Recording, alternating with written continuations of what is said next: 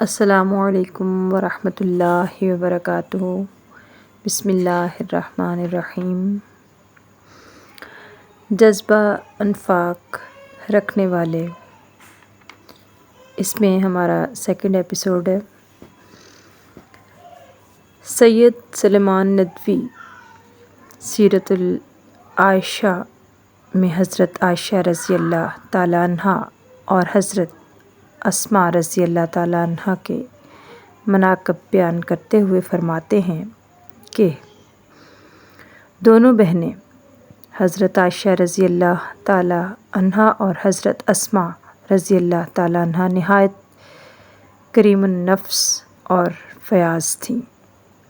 حضرت اسماء رضی اللہ تعالیٰ عنہ کے بیٹے اور حضرت عائشہ رضی اللہ تعالیٰ عنہ کے بھانجے حضرت عبداللہ رضی اللہ تعالیٰ عنہ بن زبیر رضی اللہ تعالیٰ عنہ کہتے ہیں، ان دونوں سے زیادہ سخی اور صاحب کرم میں نے کسی کو نہیں دیکھا۔ فرق یہ ہے کہ حضرت عائشہ رضی اللہ تعالیٰ عنہ ذرا ذرا جوڑ کر جمع کرتی تھیں، جب کچھ رقم اکٹھی ہو جاتی تھی تو بانٹ دیتی تھیں، اور حضرت اسماء رضی اللہ تعالیٰ عنہ کا یہ حال تھا کہ جو کچھ باقی تھا اس کو اٹھا نہ رکھتی، فوراً راہ خدا میں دے دیتی تھی۔ سیرت العائشہ۔ حضرت اسماء رضی اللہ تعالیٰ عنہ کی فیاضی کا یہ عالم تھا کہ جب حضرت عائشہ رضی اللہ تعالیٰ عنہ نے وفات پائی تو ترکے میں ایک جنگل حضرت اسماء رضی اللہ تعالیٰ عنہ کو ملا، لیکن انہوں نے اسے 1 لاکھ میں بیچ کر کل رقم عزیزوں میں تقسیم کر دی۔ آپ بیمار پڑتیں تو اپنے تمام غلام آزاد کر دیتی۔ حضرت عائشہ رضی اللہ تعالیٰ عنہ کی فیاضی کا یہ حال تھا کہ حضرت عروہ کی روایت کے مطابق ایک دفعہ پورے 17,000 کی رقم راہ خدا میں دے دی اور دوپٹے کا گوشہ جھاڑ دیا۔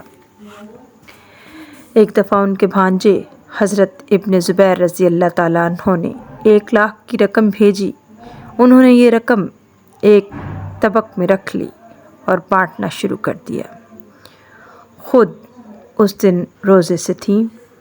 شام ہوئی تو کنیز نے افطار لانے کو کہا۔ آپ نے کنیز سے افطار لانے کے لیے کہا۔ کنیز نے عرض کیا کہ ام المومنین رضی اللہ تعالی عنہ، کیا آپ اس رقم سے افطار کے لیے تھوڑا سا گوشت نہیں منگوا سکتی تھیں؟ اس پر فرمایا کہ اس وقت کیوں نہ یاد دلایا، اب ملامت نہ کرو۔ خیرات کرتے ہوئے وہ زیادہ یا کم کی پرواہ نہیں کرتی تھیں، اگر لاکھ ہے تو لاکھ خدا کی راہ دے دیتی تھیں، اور اگر کسی وقت کوئی ذرا سی چیز ہی ہے تو اسے دے دینے میں بھی تامل نہ تھا۔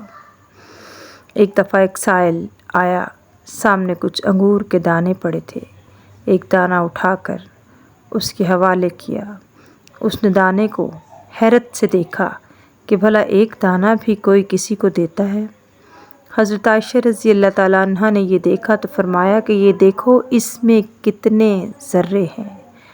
آپ کا اشارہ اس آیت مبارکہ کی طرف تھا۔ اعوذ باللہ من الشیطان الرجیم، بسم اللہ الرحمن الرحیم۔ فمن یعمل مثقال ذرۃ خیرا یرہ۔ سورۃ الزلزال کی یہ آیت مبارکہ ہے، جس کا ترجمہ کچھ یوں ہے: جس نے 1 ذرہ بھر بھی نیکی کی وہ قیامت کے دن اسے دیکھ لے گا۔ ایک دفعہ ایک عورت سوال کرنے آئی۔ حضرت عائشہ رضی اللہ تعالی عنہ کے پاس ایک کھجور تھی، وہی اٹھا کر اس کو دے دی۔ ام المومنین حضرت زینب رضی اللہ تعالی عنہ بنت خزیمہ کا لقب ام المساکین تھا، کیونکہ آپ فقراء اور مساکین کو نہایت فیاضی سے کھانا کھلایا کرتی تھیں۔ ام المومنین حضرت زینب رضی اللہ تعالی عنہ بنت حبش کے متعلق روایت کیا جاتا ہے کہ آپ اپنے ہاتھ سے محنت کر کے اجرت کرتیں اور پھر اس اجرت کو راہ خدا میں دے دیتیں۔ حضرت عائشہ بیان کرتی ہیں کہ جب حضرت زینب رضی اللہ تعالی عنہا کا انتقال ہوا تو مدینہ منورہ کے مفلوق الحال لوگوں میں سخت کھلبلی مچ گئی۔ واضح رہے کہ تن اور روح کا رشتہ قائم رکھنے کے لیے تو بہت کم چیزوں کی ضرورت ہوتی ہے۔ یہ جو آدم کی اولاد اپنی غذا، لباس اور رہائش پر ڈھیر و ڈھیر خرچ کرتی ہے، یہ واقعی اور حقیقی ضروریات کے باعث نہیں ہوتا، بلکہ اکثر و بیشتر صرف لذت حاصل کرنے، جسم کو آرام پہنچانے اور معاشرے میں وقار حاصل کرنے کے لیے ہوتا ہے۔ جب دانا اور سعید روحوں نے لذت، آرام اور وقار کا صحیح مفہوم سمجھا تھا، انہوں نے اپنے مال کے لیے ایسے صحیح اور معتدلانہ مصارف چن لیے تھے جن کے باعث وہ اس لذت، اس آرام، اس وقار کے مستحق ہو گئے جو موت کے ساتھ ختم نہیں ہوتا بلکہ موت کے بعد اس ابدی زندگی میں بھی ساتھ رہتا ہے۔ سورۃ الحدید آیت 11 اور 12 میں ارشاد فرمایا گیا ہے، کون ہے جو اللہ کو قرض دے، اچھا قرض، تاکہ اللہ اسے کئی گنا بڑھا کر اسے دینے والے کو واپس کرے، اور اس کے لیے عزت والا اجر ہے۔ اس دن جب کہ تم مومن مردوں اور مومن عورتوں کو دیکھو گے کہ ان کا نور ان کے آگے آگے اور ان کے دائیں جانب دوڑ رہا ہوگا، ان سے کہا جائے گا کہ آج خوشخبری ہے، تمہارے لیے جنتیں ہوں گی جن کے نیچے نہریں بہہ رہی ہوں گی، جن میں وہ ہمیشہ رہیں گے۔ یہی ہے بڑی کامیابی۔ اللہ تعالیٰ ہم سب کو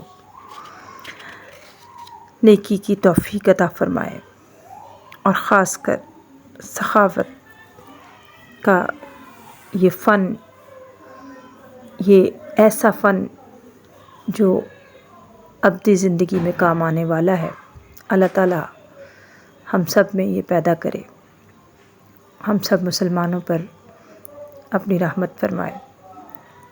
آمین یا رب العالمین۔ اللہ حافظ، اللہ نگہبان۔